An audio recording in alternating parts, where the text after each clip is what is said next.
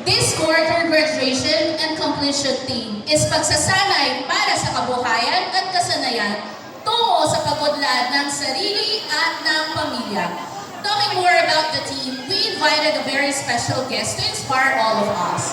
And to introduce our keynote speaker, may I call on Sir Director J.R. De La Fuente, Director of Manila Department of Social Welfare. Magandang araw po sa inyong lahat at para po sa ginagawa natin sa araw na ito, sa inyong pong pagtatapos, ibinibigay ko po sa inyo ang tao na nagbigay din po ng pagkakataon sa akin para makatayo muli sa inyong harapan. At ang tao po na talagang nagmamalasakit sa lungsod ng Maynila, ang ama ng lungsod ng Maynila, Yorme Isko Moreno.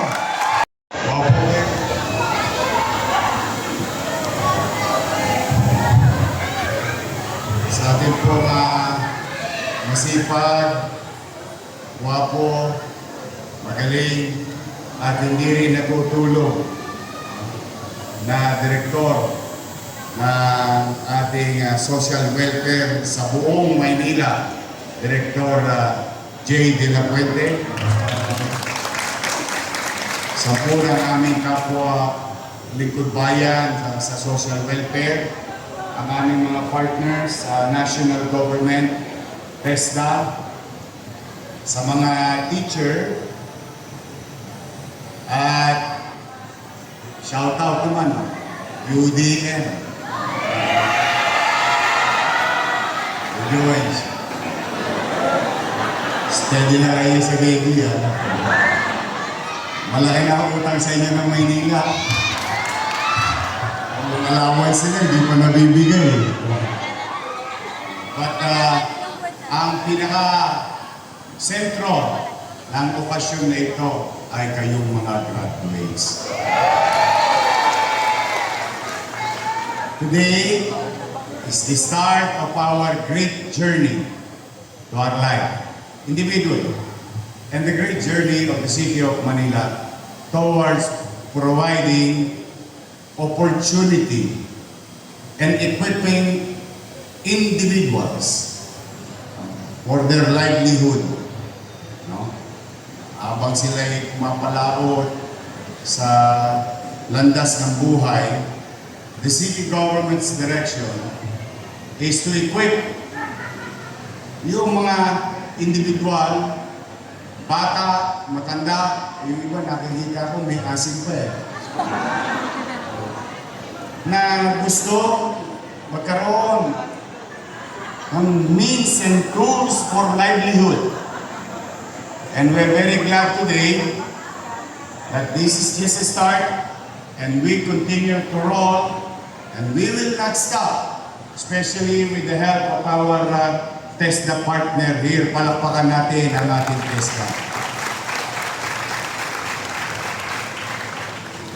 Habang inuhulma ko muli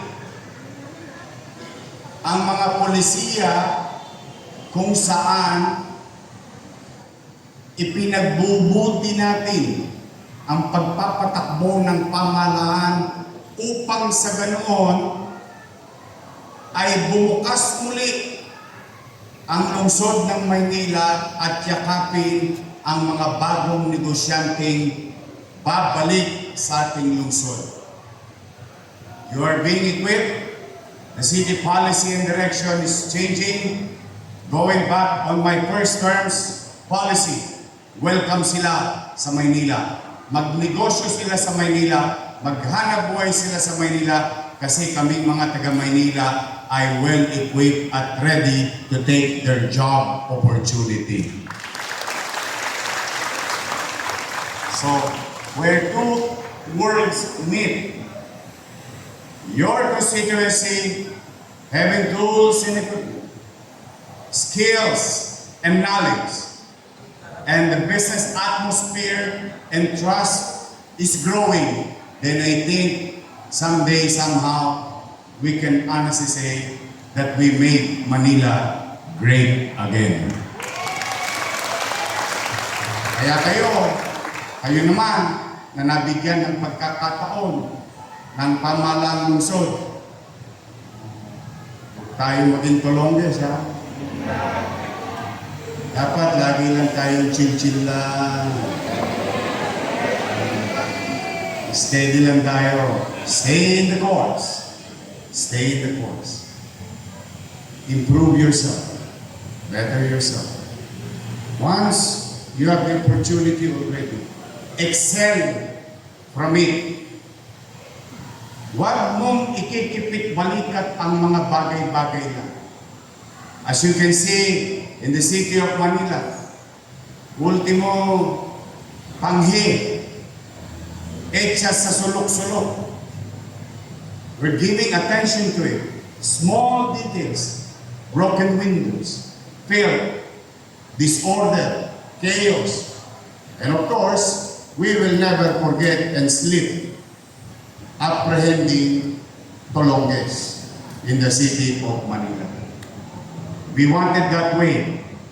But lagi ko sinasabi, di bali tayong mahirap, hindi natin kailangan maging dugyot. Di bali tayong mahirap, pero may karapatan tayong makapamuhay ng panatag at maaliwalas sa ating lungsod. There is opportunity, clean, and orderly manner of living in our city. We deserve those things sa ating pamahalaan lokal. Now, in return, na pakiusap ko sa inyo, na galingan ninyo sa inyong kanya-kanyang field of undertaking, sa mga magbubukas ng negosyo na inyong papasukan, sa mga kliyente o boss na inyong mamimit.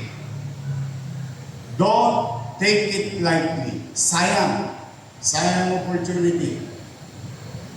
Sayang. Who would thought? And if I may share to you, sinong mag-aakala na ang isang basurero at pagdating ng high school, promote niya ang sarili niya bilang sidecar boy. Basurero, sidecar boy, pwedeng maging mayor ng Maynila.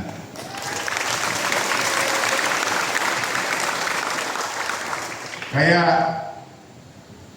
hindi na siya imposible. I know it's hard. Wala namang madali sa buhay. Don't get me wrong. Pag kayo'y natalisod, napinik, sabi nga sa Senado, magsapatos kayo para hindi kayo matinik pag tumatakbo. But the thing is, kidding aside, I guarantee you, maybe today, maybe tomorrow, maybe next week, maybe next month or next year, madadapa kayo.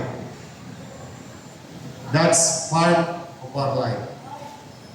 Huwag niyong bilangin yung dami ng pagkakadapa. Ang bilangin ninyo, yung dami na kaya kong bumangon sa sarili kong paa at pagkakadapa. Unless, artistahin din kayo. That's another story.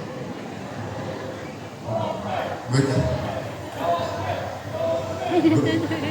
Pero sa gili. Mahal ko yan, mga taga-UD yan. Nahirapan lang ang syudad ngayon.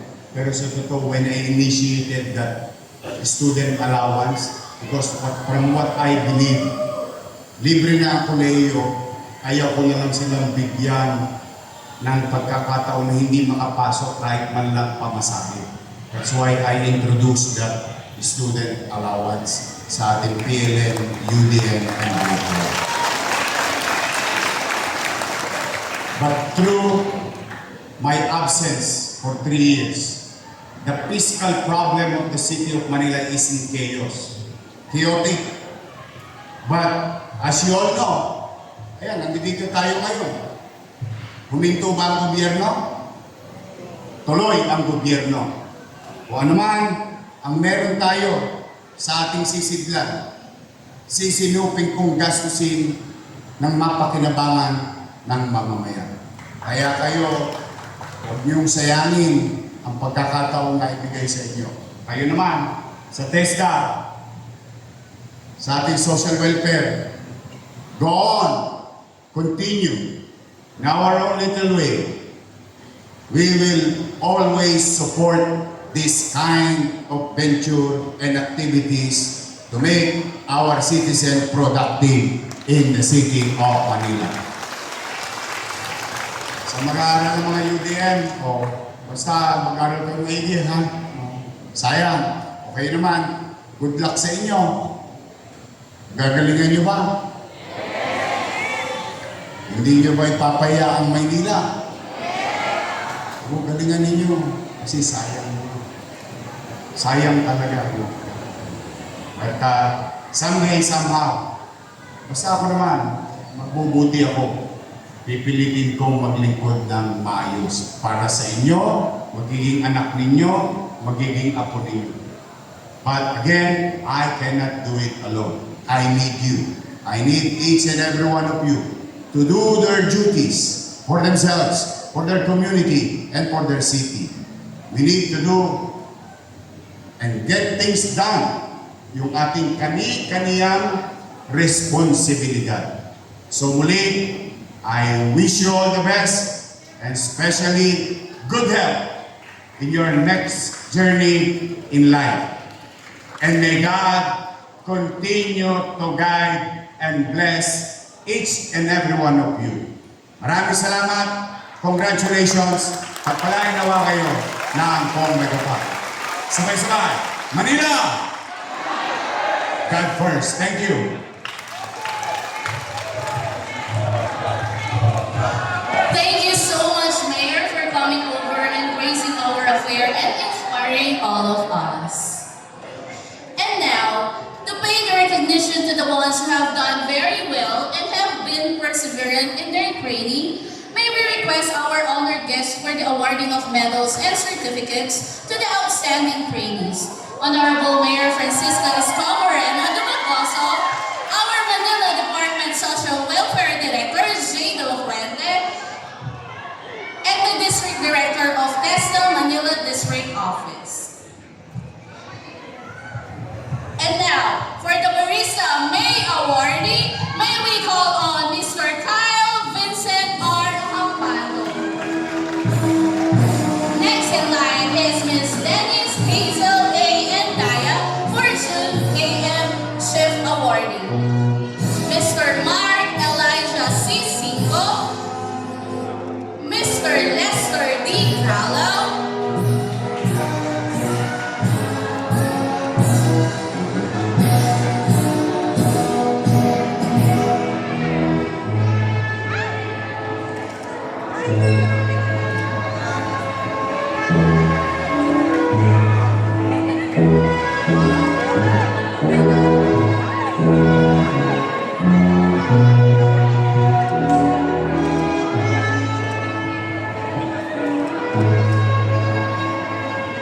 Mr. Joel G. Andrada, and the housekeeping awardees, Mr. Steve M. Arevalo.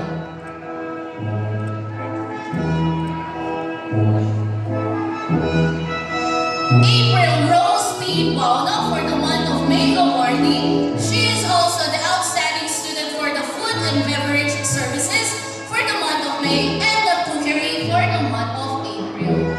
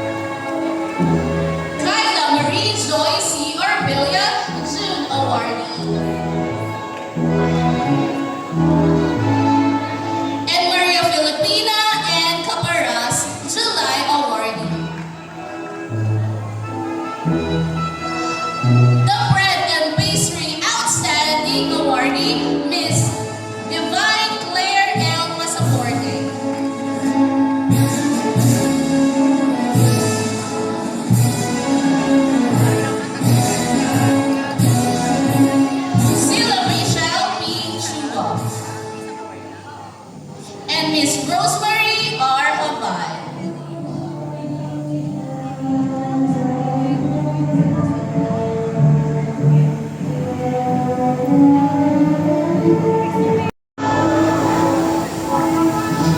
Dear graduates, the moment that you have been waiting has finally come. The fruit of hard work and discipline will finally reap. You will now be receiving your prize, a symbol of accomplishment, your diploma. May we call the barista trainer, Mr. Richard Del Rosario.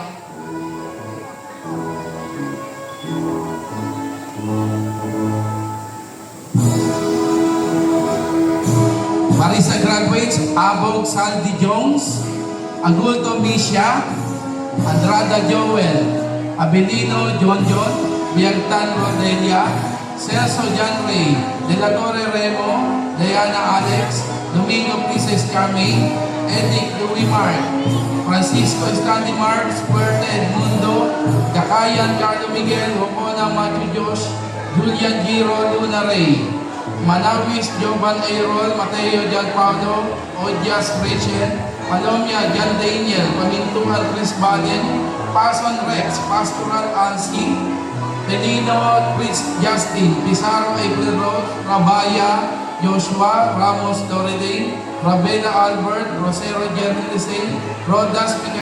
Okay, for the bread and pastry trainer, Miss Rosalie Tomo.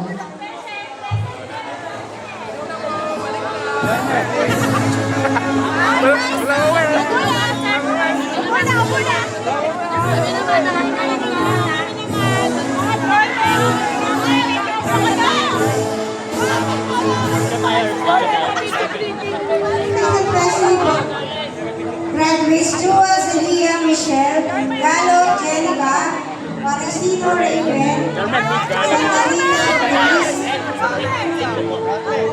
Mari Carl, Del Rio June, Del Rio Charlene May, Navarias Jormy Rose, Santos Glory, Sevilla Jennifer, Biduya Ascano Mary Glory Joy, Kanja Christine, Caraduya Ann Mary Ann, Dolores Maria Lisette, Laksamana Melanie, Makaragay Angeli.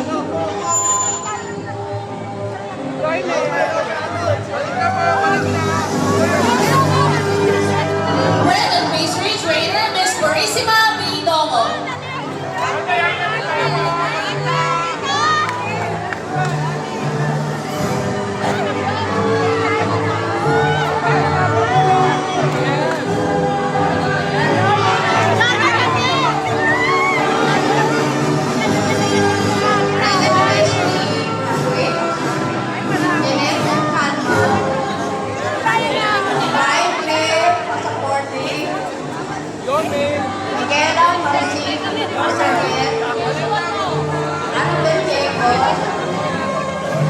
Alcen Valdez, Imelda Mendoza, Alaina Patricia, Maynard Pierre Obrego, and Rose Yaban. Bread and pastry trainer, Miss Bernalda R. Escuela.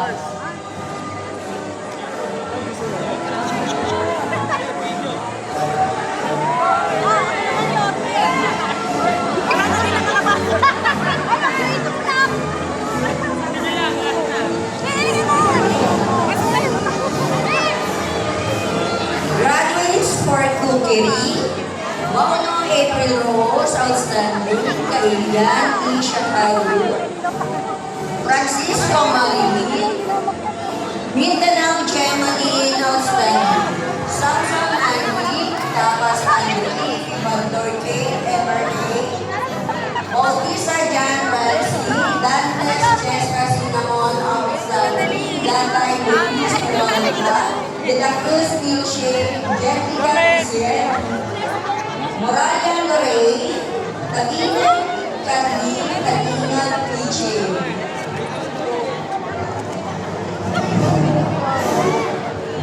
Bunusok Cherry, Mole Cherry, Santos Glory, Santos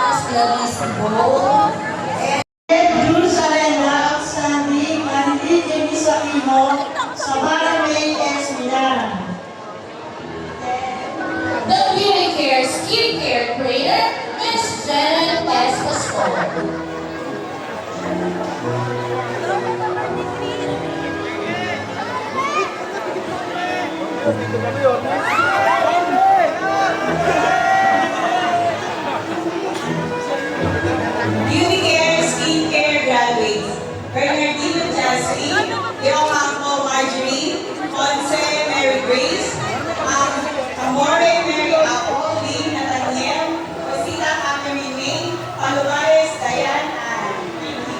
The beauty care, nail care, and hair dressing trainer, Miss Melinda B. Castillo.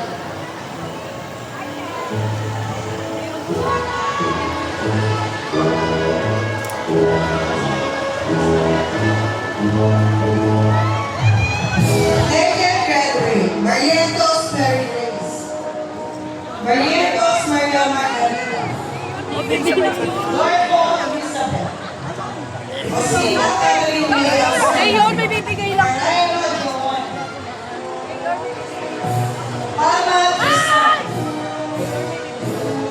hairdressing graduate, Kautik, Krista J. Alexander,